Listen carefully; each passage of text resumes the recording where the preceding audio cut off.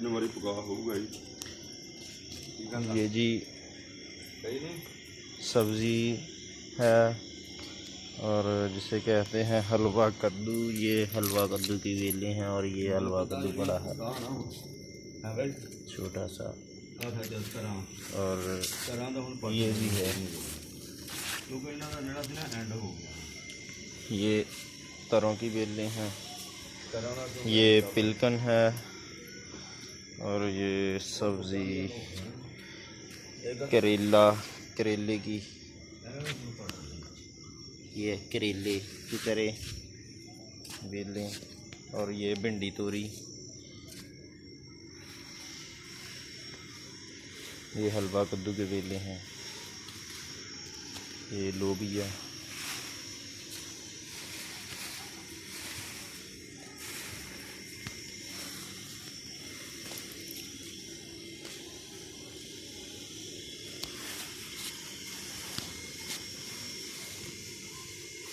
भिंडी तोरी है ये।